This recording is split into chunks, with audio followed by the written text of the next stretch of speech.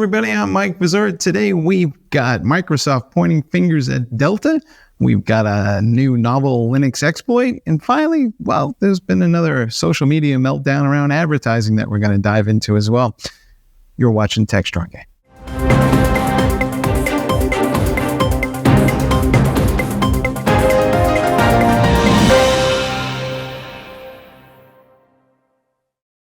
All right, guys, we've got a new squad for today, and joining us first is Chris Blask. Chris, how you doing? Are you still north of the border, or where are you? Yeah, we're still in Ontario, Canada, land of the free. All right. I don't know. When do you head back to Florida? Well, in September, there's actually, Mitch, in your backyard. In September, there's an S-Bomberama DHS is holding in Denver. So I'll leave from here, going into Denver, and then go back to the boats in Florida for a while.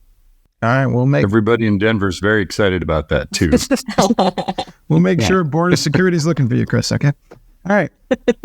They always are. And I think, Mitch, you are still in Las Vegas, correct? I am, yes, still in Las Vegas. The last day that I'm here for Black Hat, so it's been quite a conference. All right. A lot of exciting things happening here. Awesome. And then finally, joining us from the West Coast is Lisa Martin, who is our resident marketing expert over at Futurum. Lisa, how you doing? I'm doing well. Excited to have some conversations today about some very interesting, meaty topics. Yeah, it's strange times is all you can say. So earlier this week, Microsoft released a statement in response to some of the comments Delta has been making about who was responsible for the Windows meltdown. And Microsoft went out of its way to say, hey, we made all kinds of offers to Delta to make resources available. And I think CrowdStrike said the same thing about a day earlier, and they said they were all ignored. And my question first to you, let's go to Chris, is what do you make of all of this? It seems like there's a whole lot of finger pointing going on, and I'm not sure how productive it is. Well, I don't know about productivity. There's a lot of responsibility. They blame, to go around as well, right? And I was thinking about this before this episode. I kind of got to side with Microsoft on this one, right? This is critical infrastructure. The interesting thing we've found since the, Colonial Pipeline hack and so on and so forth, and the industrial control systems and critical infrastructure is you don't always need to hack the valve. If I can hack the billing system, I can turn off the gas. If I can hack the scheduling system, I can turn off the planes. And if you're running Windows XP, on critical systems or whatever. I'm kind of joking there, but I've seen XP recently in my life. Maybe that might be on you a good bit. There you go. Well, Mitch, you were at Black Hat. What was the mood at Black Hat about all this? Because I'm sure that it was top of mind conversation for all those security folks. It's an interesting mix of, I would call it a delicate dance of everybody's talking about it, but they're not talking about it too much. They don't want to point fingers because everybody knows, you know what, that could have been us. We could have done that to our customers, or we could have been on the receiving end, or we were on the receiving end of it. So it's definitely, it hasn't overtaken the whole conference, and that's all anybody is talking about. Now, if the outage had just happened or was happening during the conference, might be a different story. So I think the main thing that people are discussing is, so what do we learn from it? And the assumption is that, there's still a lot of respect for CrowdStrike and belief that, the great transparency, and we appreciate that they've demonstrated what we think all people should do under, trying circumstances like this. But sort of the caveat is, but if the only organization that learns anything from this is CrowdStrike, then we've had an even greater failure. Because this can happen to other people, other technology suppliers. It can happen to the customers who receive that. And it's pointed out, several areas where there's a lot of opportunity, let's say, for improvement. CrowdStrike has hired another security firm. They're kind of doing what they do for other customers to come in and examine their processes and do a deeper dive to make sure that they've done an adequate validation. It's one of those, self-assessment is not the same as a third-party assessment. So they're having someone else come in and take a look at that. I don't know if that's for legal reasons, but they are certainly doing that. I don't know if people are talking enough about really shoring up our distribution of content updates and software updates, and being able to measure as those things roll out, doing it in a measured way so that there is an issue, we can turn off the spigot or open the spigot in a controlled manner, so we're not putting it out there for 90 minutes and then finding out the world's crashing. So it's definitely part of the conversation, but it's a security conference. We're talking about 50,000 other things at the same time. There you go. Hey, Lisa, what is your impression of all this from a marketing perspective? Because it seems to be playing out in the public in a way that we probably haven't seen in the past. And I'm pretty sure that this was not in the marketing playbook for most companies. Agree. The Delta Airlines side to me is the most interesting piece, because there's a couple of interesting things going on there. Well, the CEO did apologize initially for all of the disturbance and challenges caused to passengers globally. He also talked about very, very methodically the CrowdStrike caused outage and said, we have no choice but to sue. I think they lost over $500 million in revenue. 5,000 flights canceled, over almost 10,000 flights delayed. But he's been on the circuit from a communications perspective, and really being very frank about contradicting what Microsoft and CrowdStrike have been saying they didn't offer us any help. We know that's been Satya Nadella has even saying it went all the way up to his level. They did offer help. It was denied or turned away, or there was no response. But what Delta is looking for is financial compensation. So the CEO has been very vocal from a communications perspective about placing blame. He said, but some of the things that he said, I was thinking about their tech stack being, some folks saying it's got to be antiquated, because why didn't this happen to United Airlines or American Airlines or others? And they say since 2016, Delta had invested heavily in IT, OpEx and CapEx. But one of the things the CEO said on Squawk Box last week was that they had to manually reset 40,000 servers. So from that manual perspective, to me, says the tech stack probably is quite antiquated. What they have done additionally on the communication side is the CMO, Alicia Chelman, who I actually had on my marketing webcast, fantastic person, great leader, was actually at an airport, I think in Atlanta, helping passengers for several days. So there was a nice concerted effort on the part of a lot of Delta employees. What they also have done, buried in the website, is a response for customers, allowing them to be able to do things like cancel flights without penalty, et cetera. So kind of a divergence of communications is what I'm seeing on the marketing side. I think they need to be more forthright and more visible to customers who clearly are probably still feeling the shock waves from this outage. Chris, I am not buying the antiquated tech stack conversation, because, of course, Southwest has an even more antiquated tech stack, and they were just fine. So if you think that through for a minute, wouldn't Microsoft and CrowdStrike know that Delta was running, a legacy tech stack, and this wouldn't be, new news to them when they woke up that morning? Delta is one of their best customers, right? Well, obviously, I can't specifically say, it's an interesting way to look at it. How much would Microsoft know about this individual customer, regardless of how big they are? Microsoft, bigger, and they've got a lot of things on their plate. So and it sounds right to me, right? Antiquated tech stacks are kind of everywhere, and in infrastructure. And I know this is on the IT side of a transportation infrastructure conversation. It's cliche. And quite often, there's good reasons you have old tech there. And to your point, maybe the communications between, in this case, Delta and Microsoft could have been better. But I think for our purposes and our audience purposes, what lessons can we all take from this? That's one, yes. Make sure you're communicating well with your critical tech providers. But I think Lisa's topic is really it. We talk about a lot of things in security technology that map directly to business. Transparency. Lisa, you were just saying a second ago, make it easier to more visible. Trust.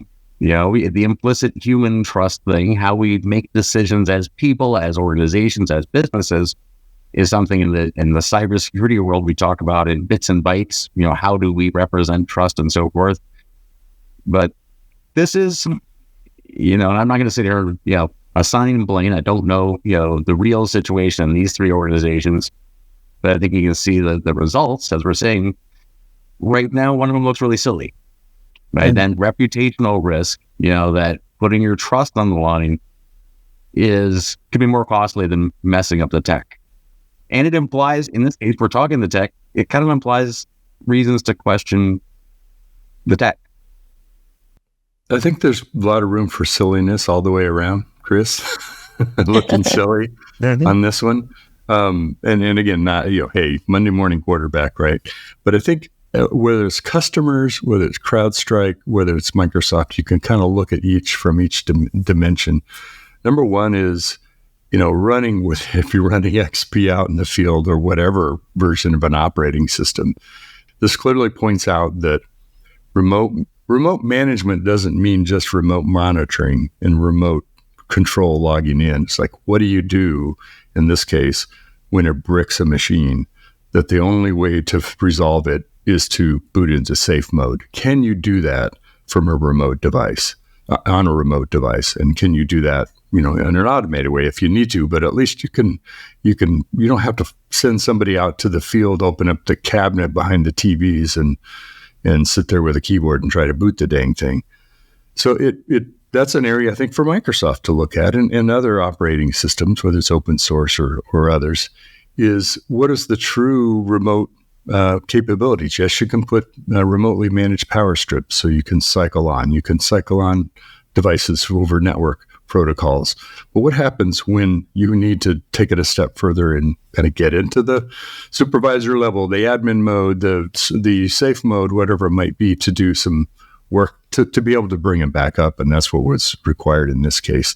It doesn't make sense to me why was Delta so in such a worst case scenario to go there and do those things to bring up these computers than other airlines were. Maybe they had just as big a problems. They're just not vocal about it. I don't know. You can also, of course, look at CrowdStrike and say, all right, yes, you created a new template in your CrowdStrike Falcon agent, which helps you look at processes and other things. And that template takes content that's updated on a regular basis. But you also have an extreme high level, super protected level of access into the operating system to be able to do that. So you have to take extreme measures to make sure, this is the Hippocratic Oath, first do no harm, right? You don't need your provider to be the person that takes you down versus the attacker. That doesn't help you either.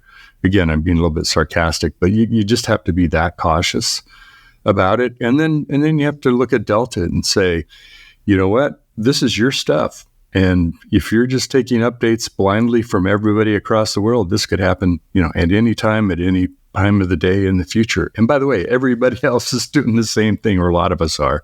And you have to look at everything and say, what has to be staged? What do we have to have control over? Maybe I don't want Falcon updating automatically. I want to update on a few servers and see what happens first when they're doing updates. And I'll control how that's metered out to things.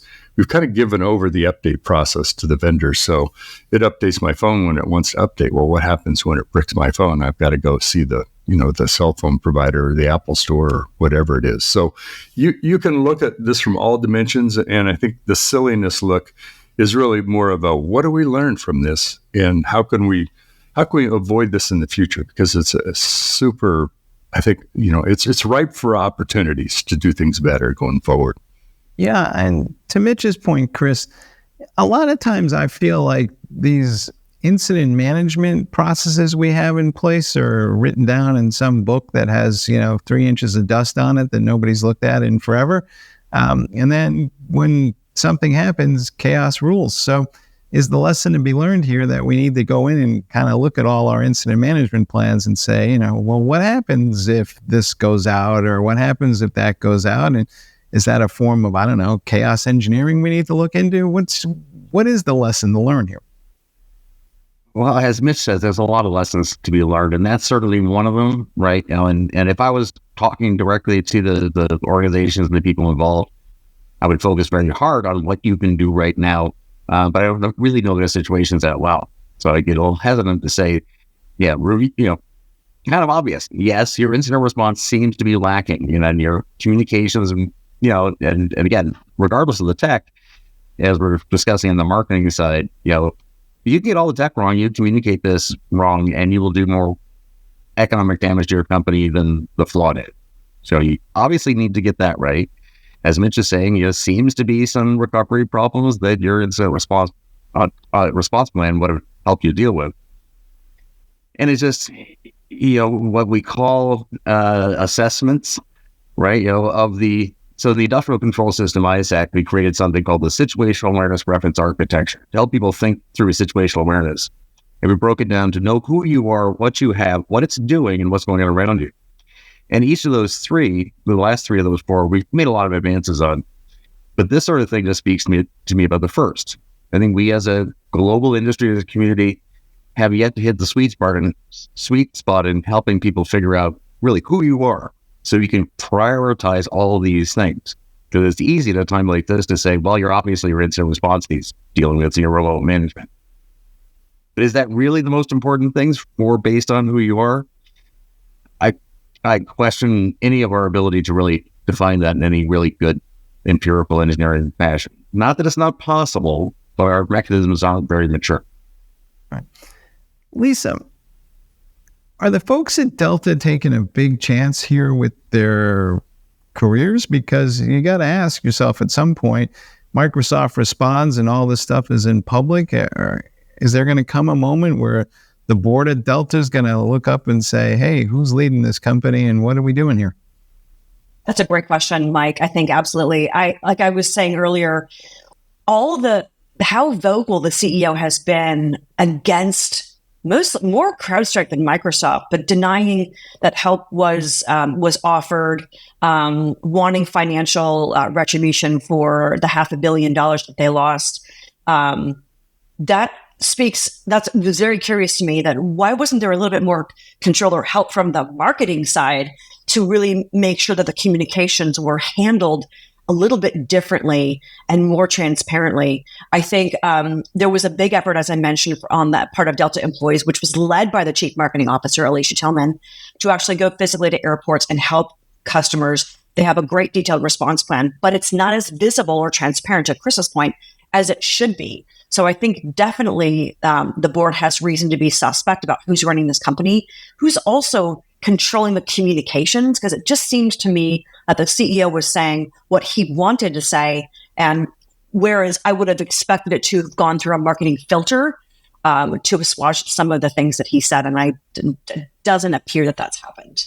And you would think maybe a lawyer would have looked at that a little bit before. Exactly. Exactly. Mitch, has a bond of trust been broken here, and not just among these three companies, but do you think business executives are going to be less trusting of what they're hearing from their tech folks because they're going to look at this incident and they're going to go, yeah, I don't want that to be us. And they're going to review all these relationships and say, hey, you know what? I'm not betting my career on these guys. Is there something gnawing at the fabric of a tech business relationship now as a result of all of this? You know, it's interesting. I'm not going to say who said this, but because it was kind of embarrassing. I was at a panel of researchers doing, research into vulnerabilities and security flaws and things like that. And we're talking about the response part of this for an organization. And one expert, and he's an expert, Tom may know this person, said, well, just so you know, if it's a 0-day exploit or something like that that's completely out of your control, you get a pass. I'm like, are you, kidding me? Really? Are you really saying that? Nobody gets a pass, right? Because there's the response side of this. It's not just, we didn't know about it, so it's not our fault. Well, you have to plan for the unexpected, right? You may not know the unknown unknowns, but you do have to have a response to a process that you're competent at, and that you've tabletop, that you've A/B tested, that you've prepared the organization for. This isn't the once a year fire alarm test with the fire truck outside the building. We all get to walk out to the parking lot and then and then go back in. This this is something we have to game. This is something we have to make sure that our process supports. And even if we don't have to invoke it, we have a situation where we could have, go back and examine it and say, okay, if under this situation, we did have to start the process. And it can't be a dusty book sitting on the shelf, right? It has to be something we just know what to do. We know where the fire alarms are in the building. We know where the exit row is in the plane. We know what the incident response process is for an outage, security issue, whatever it might be. It just shows you that the human side of this is just as critical, probably even more critical than what our suppliers are giving to us, because we're on the receiving end. So we have to have our ducks in a row to do that. That's hard. That's hard. Now, if in this case, you could say, well, it happened to everybody in the industry. Okay, it did, or not everybody, but a lot of people in the industry. But we suffered financial damage. Right? What are we doing about it to prevent that in the future? Do we have the right suppliers? Do we want to continue working with them? Do we need to look at something else? Maybe if we're going to react, don't make it worse. It's one of those, let's be measured and thoughtful about what we do, but let's make sure we're prepared. I remember doing a tabletop exercise on a disaster recovery scenario with an IT team that was running, and someone said, well, if the data center gets too hot, we'll just send somebody in to open up the doors on the data center and turn the fans on. I was like, yeah, what happens when there's a fire or a snowstorm and nobody can get to the data center? What do we do then? Right? So you have to think about, don't assume the things that you think are possible, because they may not be. And then how do you respond? What are all those scenarios? Lisa, I want to give you the last word on this. Do other tech companies need to go and tweak their marketing a little bit to say, hey, we are a pair of safe hands. You can trust us. And, do we need like the Allstate commercial for tech companies? I love that idea. That would be fun. I think it will depend on the organization. I think for sure CrowdStrike is probably diligently, their CMO, Jennifer Johnson, diligently working on the messaging and the communications to customers to really clarify what happened, why it happened, how it can be prevented, and to repair some of that trust that probably was broken. I've been to CrowdStrike's Falcon event before, and it's huge. Customers love them. This is definitely brand damaging, what occurred. And so I think from a marketing perspective, other tech companies can learn from how CrowdStrike responds to this, because ultimately what has to be there, that's currency flowing through every tech vendor customer relationship, is trust. And when that's damaged, the organization really needs to step up and ensure from a communication standpoint that they're assuaging the concerns that the customers probably have. So I'm going to be very curious to see CrowdStrike's earnings, I think, come out August 28th. So just a couple of weeks from now, I'm very curious to see how they fare and also what their message is to the extensive user base that other tech vendors can learn from. All right. Well, hopefully they'll appoint a referee and send everybody to their neutral corners before things get any more out of control. But right now, things are getting a little wacky. Folks, we're going to end this conversation here, and we'll be back in a minute to talk about, Linux security, because, it's fair play.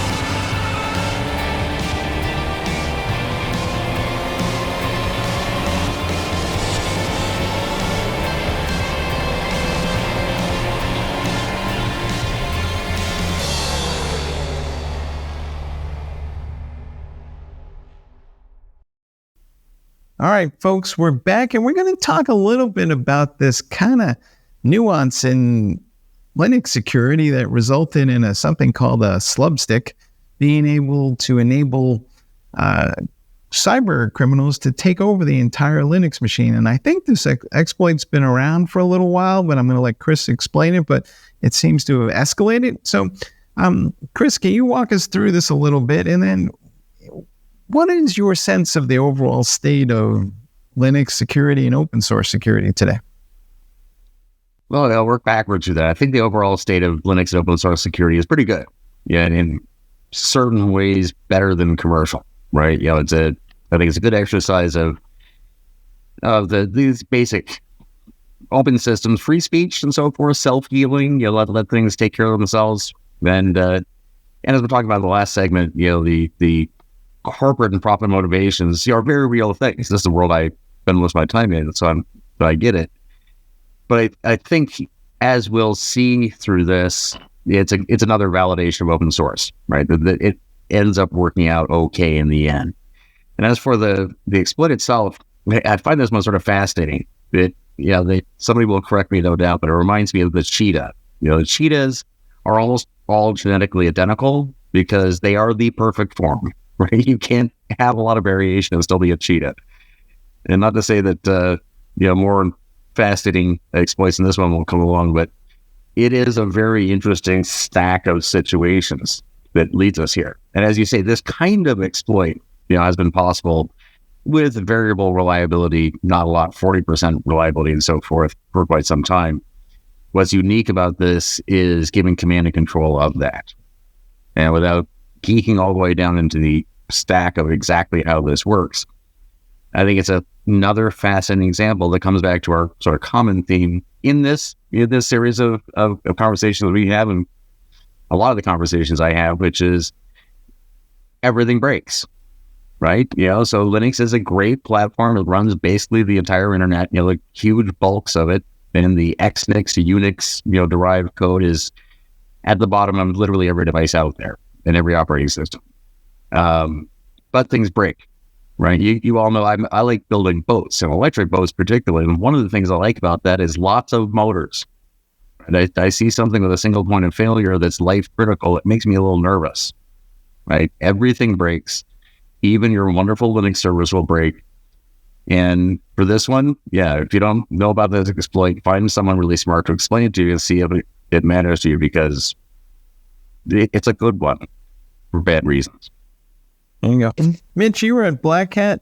I think ever since maybe Log4j, the open source community has kind of been beating itself up about security. What was your sense of the vibe at the conference about open source and security? And what are people kind of thinking about doing about it? Because a lot of times the issue is just there's a vulnerability that I can't fix because some maintainer has to fix it. And other times it seems like I want to upgrade to the safer version, but I'm terrified I'm going to break the application.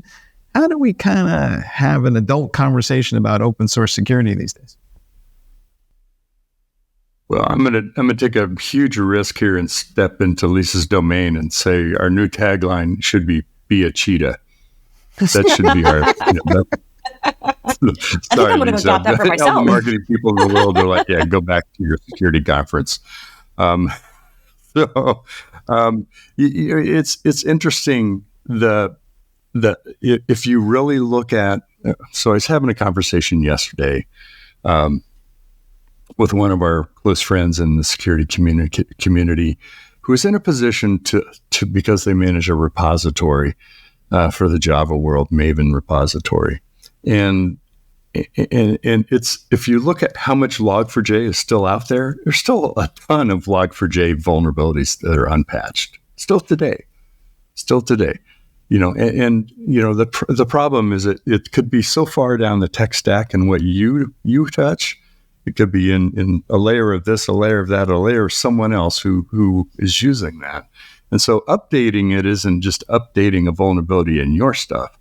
It's updating in that cascading software chain, if you will, of software that's built out of other pieces of software, built out of other pieces of software. So it can be in there multiple times, and it can be in there, getting all those people kind of on the court at once to run a play, to get an update. It takes a while. And there are, you've also hit a good point, which is there are things that, like, okay, be careful about updating because that system's a little brittle. Or we just don't know it well enough, or do we have enough testing to be able to really know that we've got that risk out there? I don't know what the solution is to be able to do this, but it causes me to think of, maybe we should rethink how we do updates, how we design and architect updates to our systems, or our systems to be able to accept updates, so that they can more easily take updates. That's a complicated thing to say. I mean, there's a lot packed in there, and it may not be doable. Maybe that may just be aspirational, but be a cheetah. Well, to your point about that, at your conference, the folks from CISA were there, and they've been out pushing this whole notion of secure by design. Chris, I know you're connected to the government. I mean, how easy is it to do that? I mean, to Mitch's point, it sure is aspirational, but we got a ton of stuff out there already. So is that all that stuff insecure by design, and we need to rewrite it, or what? What can we actually hope to achieve? Well, let me share.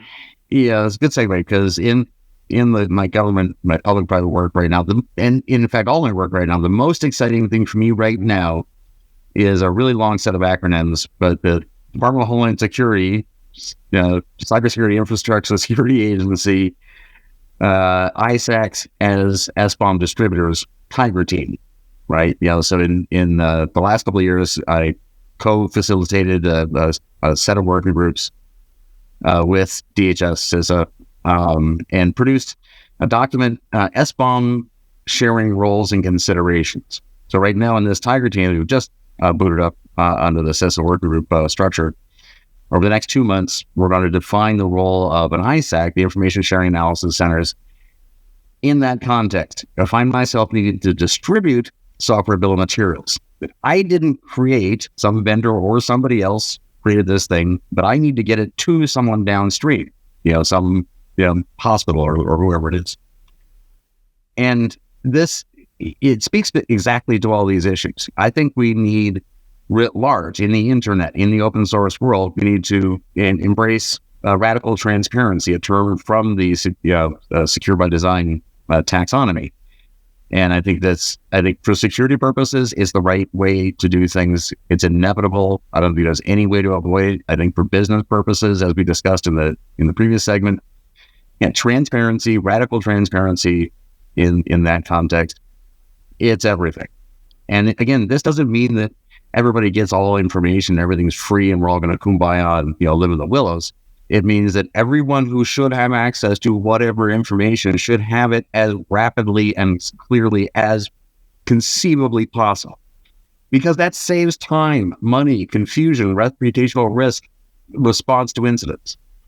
And to your original question, I think what we saw just now with this Delta, CrowdStrike, Microsoft thing is a good example of three massive organizations, massive corporations with massive resources still couldn't figure it out because it's bigger. No one organization can fix this. We need systemic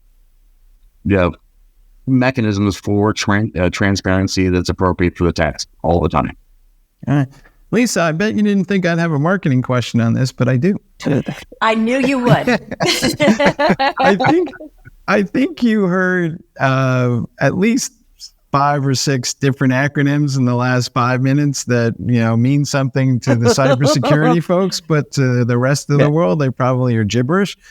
Does open source kind of have a marketing problem because we don't have this kind of call to action out of the government that says let's rally the troops and everybody's going to contribute and we're going to get corporations to work on transparency, and instead it's just a bunch of geeks in the back room having a chat.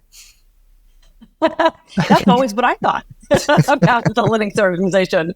I think it's definitely, Chris, I think you hit the nail on the head in terms of the transparency piece that needs to be there. The Linux organization needs to be transparent with the entire community. Obviously, it's quite a large community of tech folks who really come together often. And I think that being transparent with what's been found, the level of threat, as we know, the cyber landscape is changing so dramatically all the time.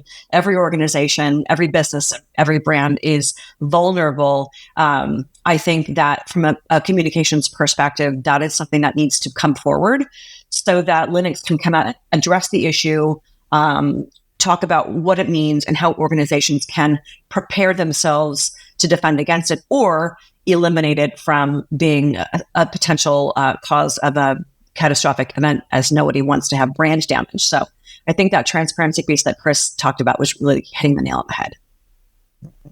Mitch, we've been kicking around the term DevSecOps forever. Is that working? Well, DevSecOps is undergoing a transformation in and of itself because it's suffered from too many one-off labels like shift left and things like that, and which is an idea, of course, for building in security into your software. It also means tossing it over a wall to developers. I think the modern contemporary definition of DevSecOps is two things. One is think about the entire software that you're creating and all the elements that go into it, including things that are external, whether it's software coming off of a repository or a package manager or from a third-party update, whatever it might be, the code you're writing, the things that you're including with your code, third-party libraries, open source, all those components. And that's about building secure software that you are creating with all of the components in it that aren't yours. And are those secure? And do you have a way of, before you download it off of GitHub, maybe it goes through your own security check process just to give yourself make sure that it's been validated to your satisfaction. Then the second layer of it, which is one that we've not addressed very well, is the underlying technology or tool chain that we use to do the work of software creation, whether it's the IDE or the repository or the CI/CD build process, test automation, artifact repositories, where things get located and how they're accessed, and the security of that entire technology underpinning our DevOps or development or whatever process that we're using. That's subject to attack. There's a lot of discussion here at Black Hat about developers being the attack vector. If I can get a developer to download a package and that has something that gets installed on their computer or on a system, you know what? That's a great, man. Talk about privileges. I'm in. The barn doors don't even need to be open. I'm already in there. So we have to really rethink security, both horizontally as well as vertically, get my direction straight, and think about it holistically. I think that's what DevSecOps needs to evolve to, and there's a lot of movement to do that. That again is aspirational, but if you aren't securing all of it, you're securing none of it. So, Chris, how do we do this? Because the developers, I think for the most part, security was, a class you didn't have to take. It wasn't core. It was suggested, so they didn't take it. And meanwhile, the security people show up and they have a conversation with the developers, and the developers pretty quickly come to the conclusion that the security people have no idea how software is built.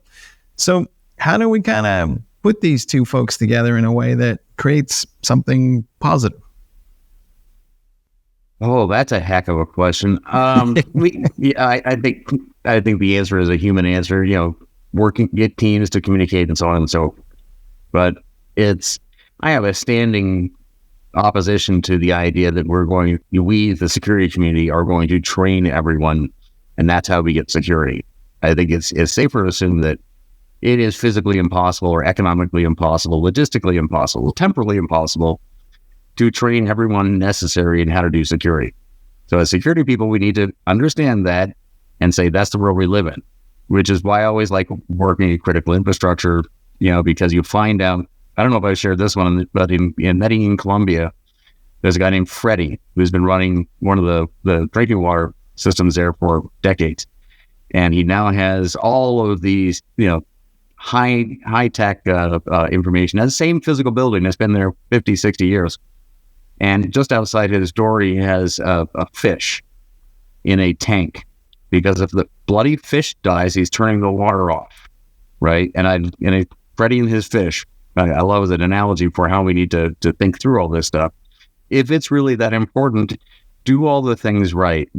Yes, we still need to your point, Mike, there's way too much you need to know about security, it can't be this way forever. 100 years and 200 years from now, we're not going to be training everybody who operates whatever people operate in 100 years on how to do cybersecurity. But we still need to make this better. But it's at the end of the day, all these things come back to what we talked about in the first segment. Your incident response, assuming things break. Don't assume things don't break. Things break. Your servers, your powers, you can go on all day and you can survive all sorts of things if you have taken it to the level that people, who work out on the open ocean, are quite good at. See, that's part of the problem. In software, we have the same basic metaphor, but it's a canary in the coal mine kind of thing where we roll out canary updates and we see what happens and then we roll them back quickly, hopefully, but that doesn't happen enough, right, Mitch? Is it? Yeah, it's canary testing is great. Now, what do you do if that doesn't work, right? To Chris's point, assume it breaks. Anything can break along the chain. So canary testing might be adequate, but it might not be.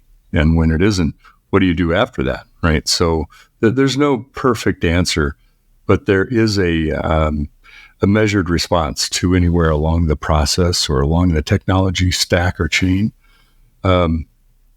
Easy to say, hard to do, to really think about that. But assume nothing, I guess is the sort of phrase. Assume nothing about what you're assuming in terms of people can get to the data center to open the door. That software update process hasn't broken ever. We've never seen it break. Guess what? It's going to break some point, or it's broken for somebody else. So that's Chris's mantra of everything breaks, I think is exactly the right mindset. Now, you just don't want to be in a china shop when it all breaks.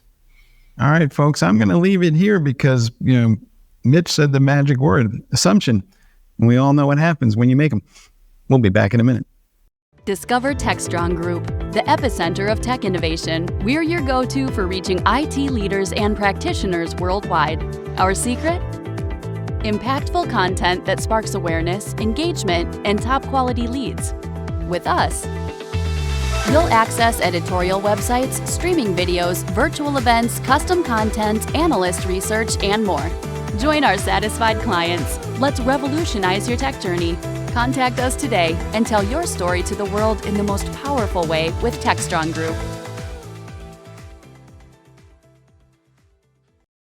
All right, folks, we're back in. Well, the legal fun never stops. It seems that Elon Musk and the folks over at X are now suing advertisers for, not advertising on the platform in some sort of strange conspiracy that is alleged. And at the same time, we're also seeing that the DOJ is kind of suing TikTok. And I guess I'll start with Lisa here, but is all this stuff giving social media a black eye from a marketing perspective, or people, going to be less inclined to advertise? And what do you think the ultimate outcome here is? I think that's a great question. The brands that we're pulling out here, Unilever, Mars, CVS Health, Orsted, are saying, we have the right to put our ads on platforms that are not going to harm our brands. So they have to be the stewards of their brands as much as they possibly can be. We all know Elon doesn't really have a filter. So if he has marketing people, I don't think he necessarily listens to them.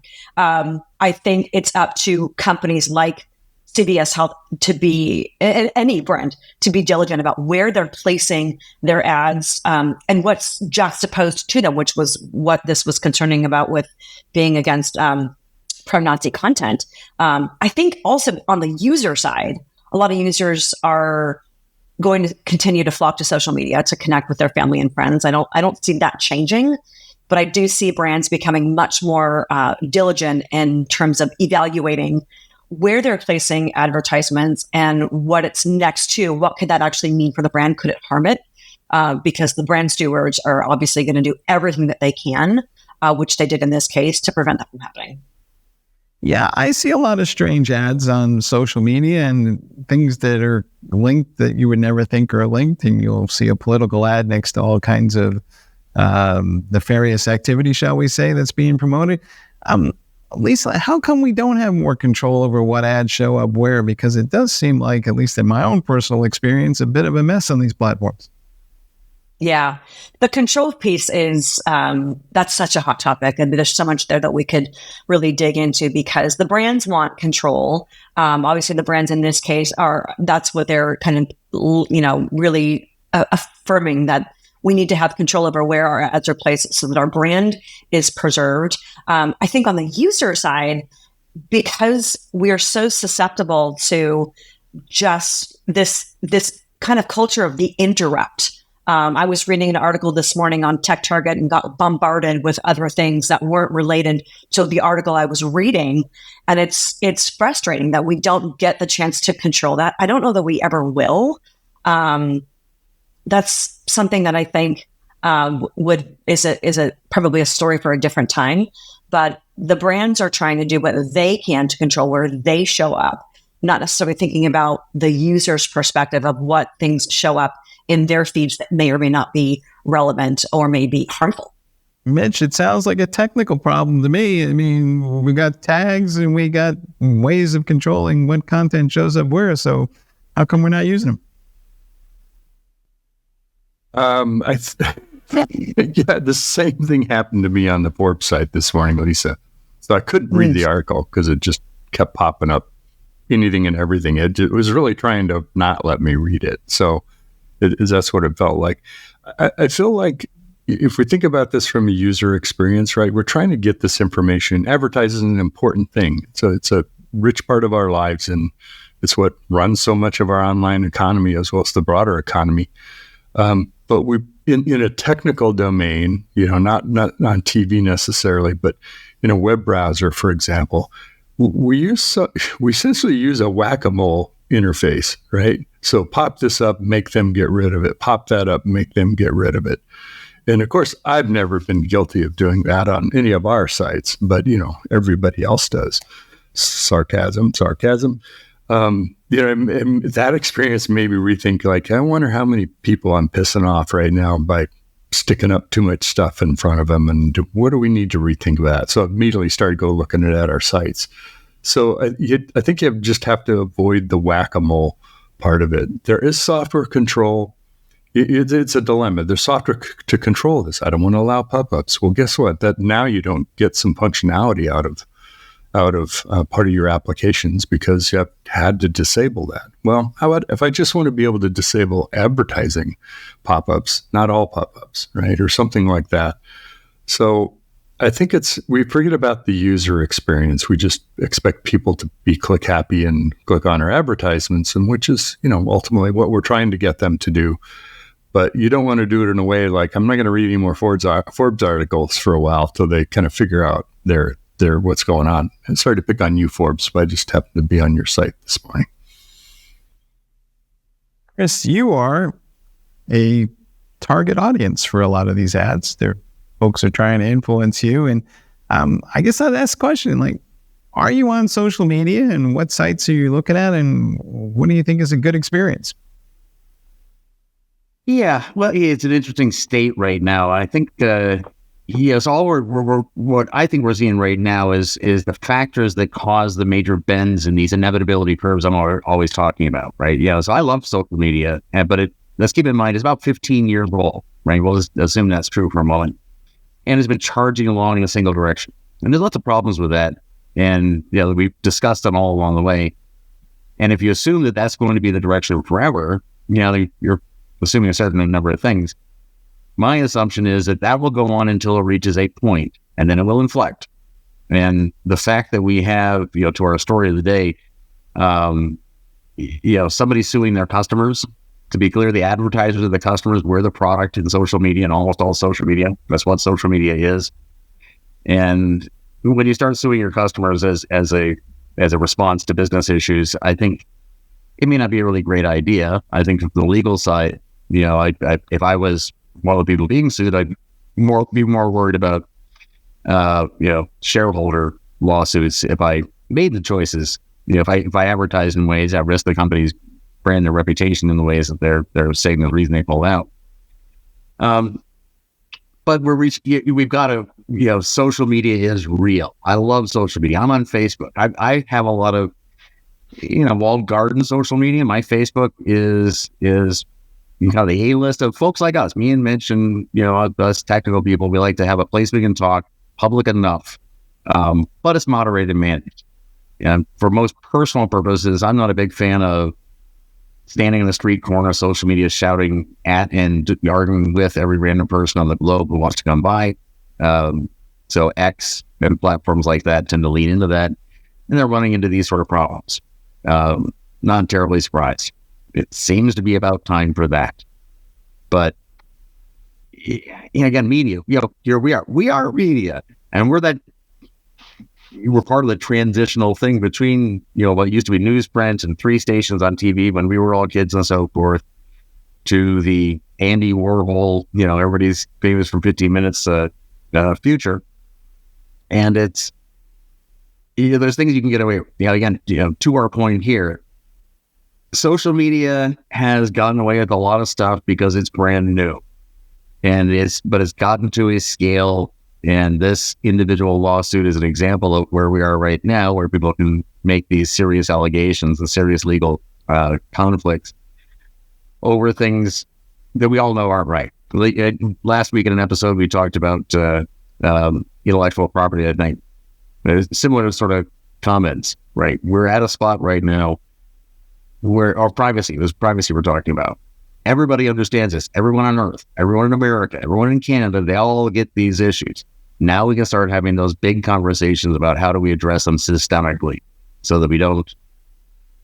I'm trying to stay out of the weeds on this one. Having an individual own personally a social media platform on the scale of nothing history has ever seen before. Newspapers and television stations don't compare. Without the frameworks or railings and so forth to make it all predictable. That can't last. Lisa, I get a little suspicious when I see like tons of advertising in a way that interferes with the user experience. Is that just a symptom of the fact that maybe the business model is flawed? Then do we need a different business models for these social media sites that doesn't necessarily always depend on some type of overt advertising? Yeah, that's a great point. I think I feel I'm a social media fan like Chris is. I'm a big Instagram fan, and the ads that come in are really well targeted to me. I do a lot of shopping through that. I have to say, I fall for it every time. Like, how did they know I wanted this? But I think that brands. But on the media sites, we were just talking about a couple of examples, Mitch and I, that's becoming really bombarding to where the user experience is declining or users churn. And like Mitch, I'm not going to look at this particular site for a while because I can't read the content that I'm looking for. So from a business model perspective, brands really need to understand how are they impacting the user experience with too much advertising that's having the opposite effect of people saying, I'm out of here for a while because I can't get to what from you site, whatever site it is, what I'm looking for. So I do think that it requires a reevaluation of business models. And I think that you bring up a really great point with that, Mike. Yeah. Let me ask you this too. It's the political season, and some of the social media platforms are taking, shall we say, or it feels like they're taking sides. And does that just push people to the platform that they kind of mentally align with more so? And so if Elon is out there backing Trump, well, then you're going to get all the Republican-minded people there, and the Democratic minds will go somewhere else. I mean, is that kind of split? I think definitely. I think we see it with the mainstream media as well. Folks flocking to Fox News versus folks flocking to MSNBC or CNN. I think that I wish that brands wouldn't state their own opinions. Elon, like I said earlier, doesn't seem to have a filter. He's going to do what he wants because he's gotten away with it for so long. But I think it's ultimately a brand's responsibility, social media platform's responsibility to be neutral. I get them serving up content. If I'm searching for tons of things on Trump or Kamala Harris or JD Vance, for them serving up things to me that are related to things I've been searching for, I think that's fine. But I think they really owe it to the mass public to be as neutral as possible. And we don't see that from some of these leaders. I feel like we've forgotten the Michael Jordan rule, right? Republicans buy sneakers. I don't know if you guys remember that, but I don't remember that, actually. All right. Somebody asked him, why doesn't he take more of a political stance? And his response was, Republicans buy sneakers, so I'm trying to be neutral. So something that we should all consider. I guess the last phrase I want to have on this is, maybe I'll give it to Mitch. Do you think that it's just effective to build a community these days? I mean, we see, say, Reddit maybe being more of a community-driven thing than just these kind of like spray and pray kind of approaches, which is how I think of X, or Twitter, formerly known as Twitter. So is there, to Chris's point, are we seeing groups of people flock to different platforms because those platforms are better designed for groups? Well, there definitely are platforms, right? It's a great example of, it has more of a community feel to it.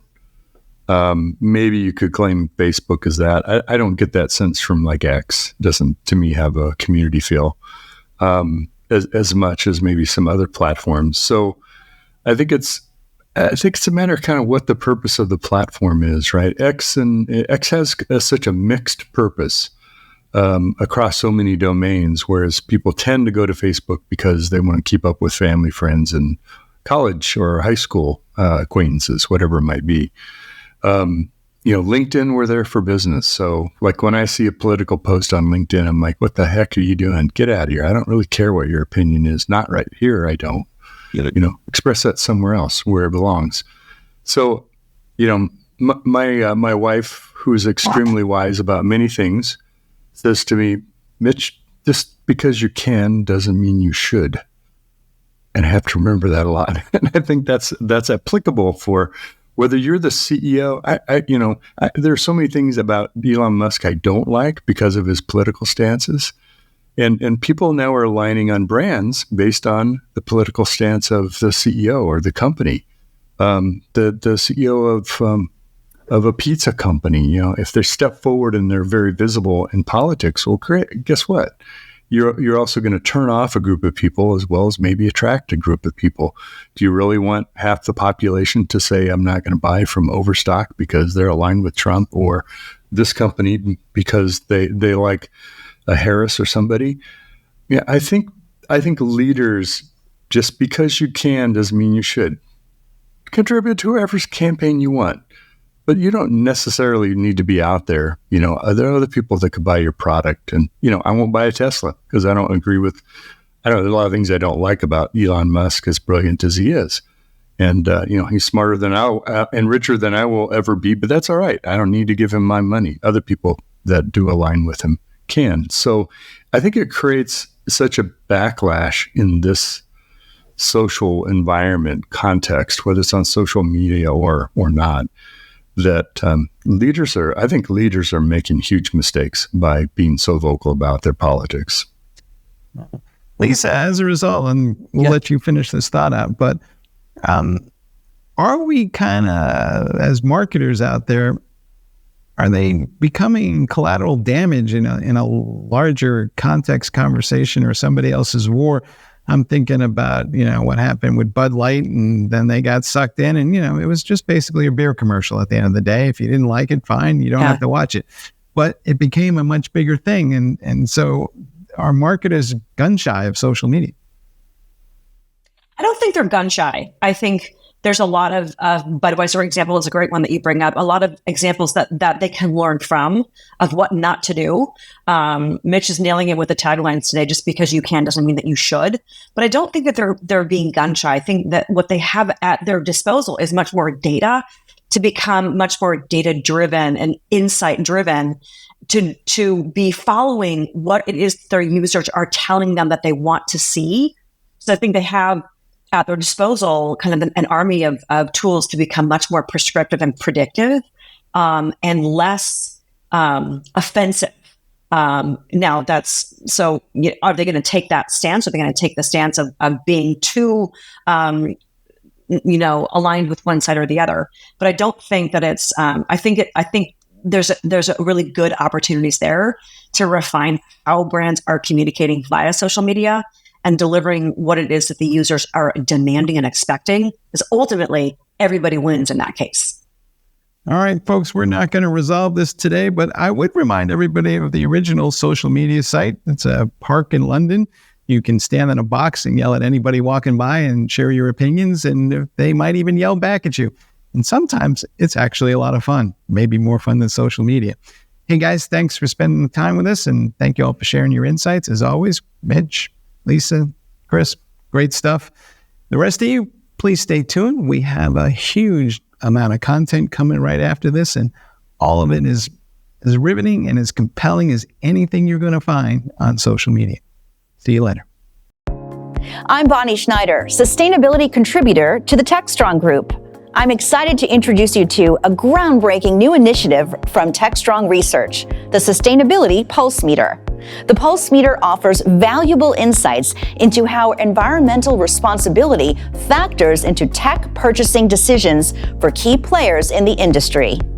Position your company as a leader in the industry and differentiate from your competitors with the Sustainability Pulse Meter, offered exclusively from Techstrong Research.